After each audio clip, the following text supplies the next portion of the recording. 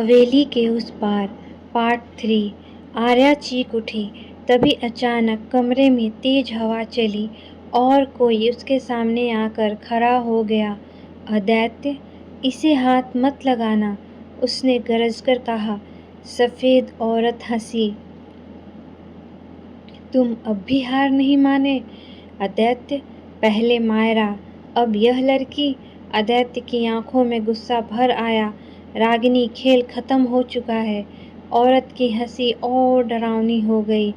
खत्म नहीं, जब तक इस हवेली में प्यार जिंदा है, मैं भी जिंदा हूँ। अगले ही पल कमरा कांपने लगा। संदूक पलट गया।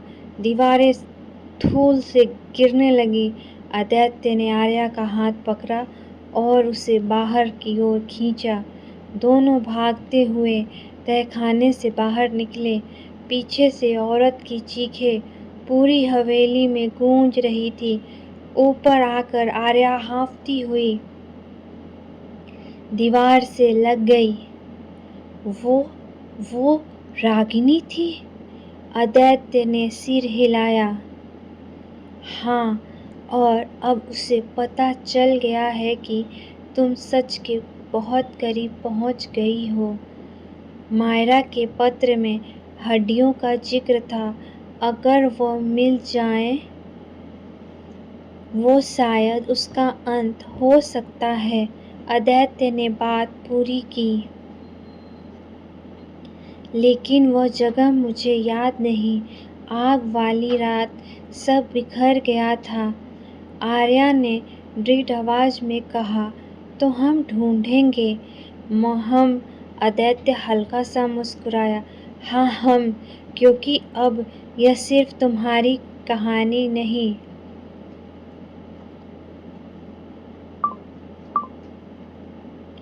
उस रात के बाद सब बदल गया। हवेली जैसे जाग गई थी। कहीं दरवाजे अपने आप खुलते, कहीं आईनों में अजीब चेहरे दिखते, कहीं रात को किसी के रोने की आवाज आती। मगर आर्या अब भागने वाली नहीं थी। वह हर डर के साथ और मजबूत होती जा रही थी। और अदैत्य, वह उसके और करीब आता जा रहा था। एक शाम दोनों लाइब्रेरी में पुराने नक्शे देख रहे थे। बाहर बारिश हो रही थी। बिजली चली गई थी। मोमबत्ती की रोशनी में अदैत्य का चेहरा और गहरा लग रहा था। अगर यह सब खत्म हो गया, आर्या ने धीरे से पूछा, तो क्या तुम चले जाओगे? अदैत्य ने उसकी ओर देखा। उसके चेहरे पर पहली बार दर्द साफ दिखाई दिया। शायद जो आत्मा अधूरी वजह से रुकती है, वजह खत्म होते ही उसे जाना पड़ता है। आर्या का गला भर आया। और अगर मैं नहीं चाहूं कि तुम जाओ? कुछ पल दोनों के बीच सिर्फ बारिश की आवाज रही। अदैत्य ने बहुत धीमे से कहा, तुम मत चाहो, क्योंकि जो चीजें हमारी नहीं होती, उन्हें रोकने की कोशिश सबसे ज्यादा दर्द देती है। आर्या ने नजरें झुका ली। उसने पहली बार महसूस किया कि वह सच में अदैत्य से प्यार करने लगी है। एक ऐसे इंसान से जो इस दुनिया में था ही नहीं। यह प्यार जितना खूबसूरत था, उतना ही नामुमकिन भी। अगले दिन आर्या को हवेली की पीछे वाली दीवार में एक ढीली ईंट मिली। उसके पीछे एक संकरा रास्ता था जो पुराने बंद कमरे तक जाता था। वही कमरा जहाँ कभी आग लगी थी। कमरे की दीवार पर रागिनी देवी की तस्वीर टंगी थी। सफ़ेद साड़ी, कठोर चेहरा और ठंडी आंखें। तस्वीर के नीचे लकड़ी का फर्श थोड़ा उभरा हुआ था। आर्या और आदित्य ने उसे हटाया। नीचे मिट्टी थी। जब उन्होंने मिट्टी खोदी तो कुछ ही देर में सफ़ेद हड्डियां दिखने लगी। आर्या के रोंगटे खड़े हो गए। सचमुच वहाँ किसी औरत का कंकाल दबा था। उसके साथ एक टूटी चूड़ी और चांदी का पायल भी मिला। तभी कमरे में बर्फ जैसी ठंडक फैल गई। दरवाजा अपने आप बंद हो गया। रागिनी की तस्वीर दीवार से गिरकर चटक गई और फिर वही आवाज़, अब पहले से कहीं ज़्यादा क्रोधित और कर्कश, मेरी नींद क्यों तोड़ी? सफ़ेद धुआं कमरे में भर गया और रागिनी की आत्मा उनके सामने प्रकट हो गई। उसका चेहरा अब पहले से ज़्यादा भयावह था। आंखें खून की तरह लाल, होठ काले, बाल हवा में बिखरे हुए। तुमने मेरा घर छीना, मेरा प्यार छीना, अब मेरी मौत भी छीनोगे? वह चीखी। आर्या ने साहस जुटाकर कहा, तुम्हारा प्यार किसी ने नहीं छीना, लेकिन तुमने दूसरों का प्यार छीन लिया है। मायरा कहाँ है? रागिनी की हंसी कमरे में गूंज उठी। वो लड़की, उसने भागने की कोशिश की थी। मैंने उसे इस हवेली के पीछे वाले कुएं में ढकेल दिया। आदित्य उसे बचाने गया, पर आग फैल गई। वह भी मर गया और मैं तब तक नहीं जाऊंगी जब तक इस हवेली में कोई भी प्रेम जिंदा रहेगा। आदित्य की आंखों में तूफान उतर आया। तो आज सब खत्म होगा? रागिनी ने हाथ उठाया। अचानक अदृश्य ताकत ने आर्या को हवा में उछाल दिया।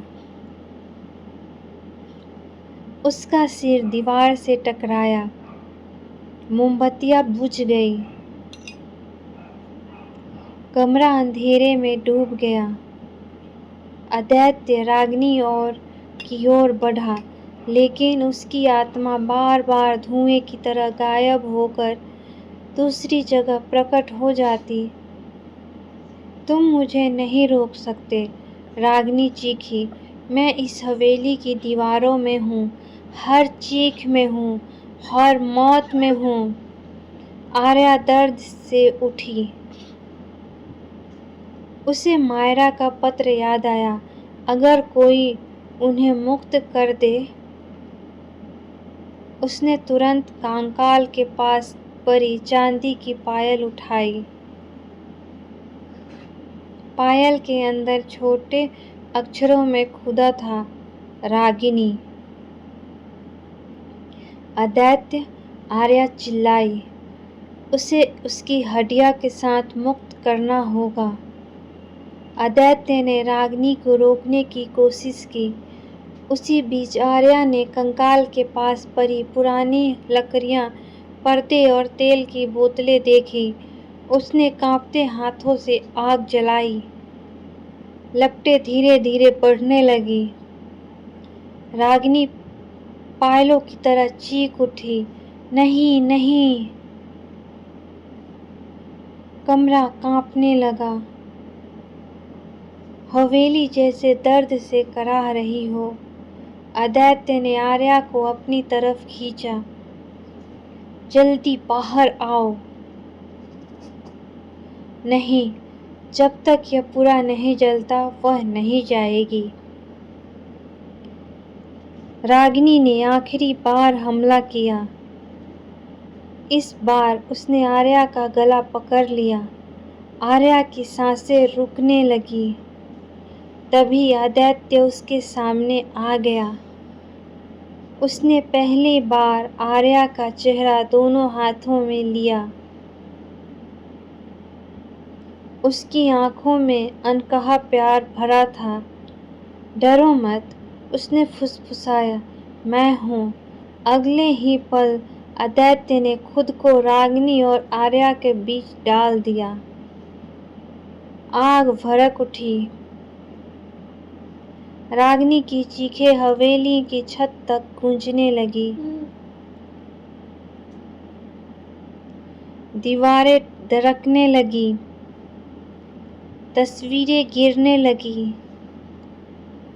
बाहर तूफान और तेज हो गया। आदित्य ने आर्या को दरवाजे की तरफ ढकेला। जल्दी भागो, मैं तुम्हें छोड़कर नहीं जाऊंगी। आर्या रो पड़ी। आदित्य हल्का सा मुस्कुराया। कभी कभी प्यार का मतलब साथ रहना नहीं होता, सही वक्त पर छोड़ देना भी होता है। आर्या ने सिर हिला दिया। नहीं नहीं आर्या, उसने पहली बार उसका नाम ऐसे लिया जैसे वह कोई दुआ हो। तुमने मुझे मेरे अंधेरे से बाहर निकाला है। अब मेरी एक आखिरी बात मानो। जाओ। कमरा टूटने लगा। आर्या मजबूर होकर बाहर भागी। जैसे ही वह गलियारा में पहुंची, पीछे से तेज धमाका हुआ। आग की लपटें पूरे कमरे में उठी। हवेली कांप रही थी। शर्मा काका बाहर से चिल्ला रहे थे, बिटिया जल्दी बाहर आओ। आर्या भागती हुई बाहर आई। अगले ही पल हवेली का पिछला हिस्सा भरभराकर गिर गया। बारिश आग पर गिर रही थी। धुआं आसमान में भर गया था। आर्या भीगती हुई वहीं घुटनों के बल बैठ गई। उसकी चीखें सिर्फ हवेली के दरवाजे पर थी। शायद आदित्य बाहर आ जाए। शायद वो फिर मुस्कुराते हुए कहे कि सब ठीक है।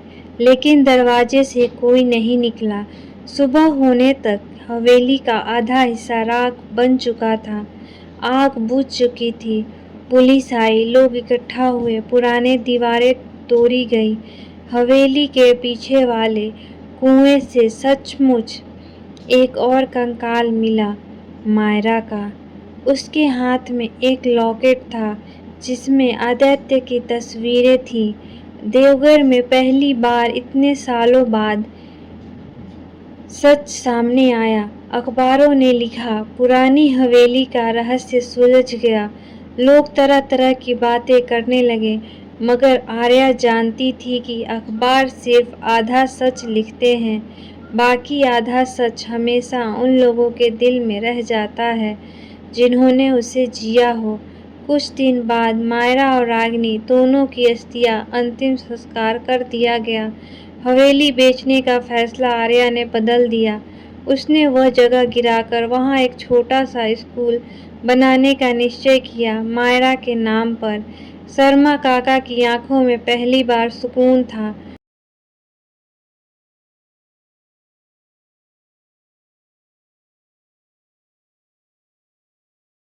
उन्हें लगता था इतने सालों बाद उस जगह को मुक्ति मिल गई, लेकिन आर्या के भीतर अब भी एक खालीपन था।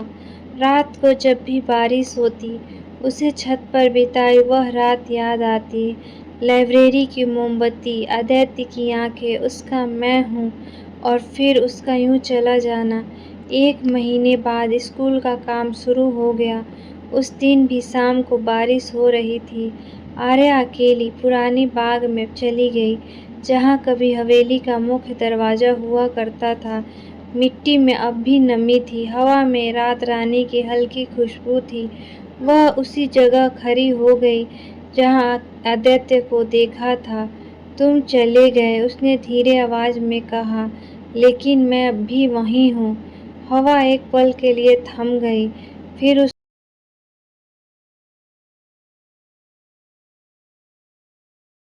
किसी की बहुत परिचित आवाज आई। हर बार जाने वाला सच में चला जाए, ऐसा जरूरी नहीं। आर्या का दिल रुक सा गया। वह पलटी। सामने आदित्य खड़ा था। वही चेहरा, वही गहरी आंखें और हल्की मुस्कान। फर्क इतना था कि इस बार वो पहले से ज़्यादा साफ और जीवित लग रहा था, जैसे धुएं और परछाइयों से निकलकर सच में उसके सामने आ गया हो। आर्या की आंखों से आंसू बह निकले। तुम? आदित्य धीरे से उसकी तरफ बढ़ा। रागिनी के बंधन टूट गए, शायद इसलिए मैं भी पूरी तरह खत्म नहीं हुआ। शायद कुछ अधूरा भी बाकी था। क्या?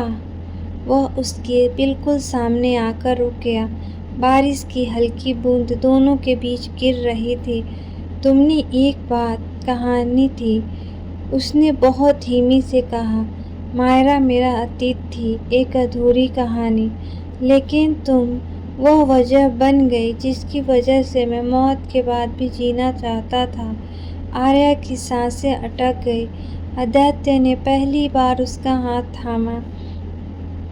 उसका स्पर्श ठंडा नहीं था, बिल्कुल इंसानी था, गर्म, सच्चा, धड़कता हुआ।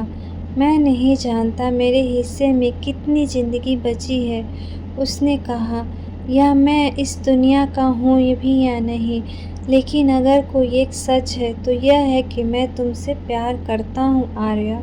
आर्या की आंखें भर आई। उसने बिना कुछ कहे उसका हाथ कसक कर पकड़ लिया। और अगर मैं कहूँ कि मैं भी? आदित्य मुस्कुराया। तो शायद इस बार देवघर की कहानी अधूरी नहीं रहेगी। उसी पल दूर मंदिर की घंटियां बजने लगी।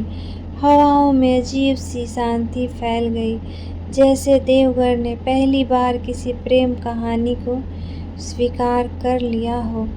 आर्या ने सिर उठाकर आसमान की ओर देखा। बादल धीरे धीरे छट रहे थे, मगर कहानी यहीं खत्म नहीं हुई। स्कूल बनकर तैयार हो गया। आर्या देवघर में ही रुक गई। दिन में वह बच्चों को पढ़ाती और शाम को बाग में बैठकर आदित्य से मिलती। कभी वह घंटों उसके साथ बातें करता, कभी बिना बोले बस पास बैठा रहता। लेकिन एक बात अजीब थी, उसे सिर्फ आर्या ही देख पाती थी। बाकी लोगों के लिए वह हवा था, एहसास था, या शायद सिर्फ एक भ्रम। धीरे धीरे आर्या को लगने लगा कि आदित्य की मौजूदगी कम हो रही है।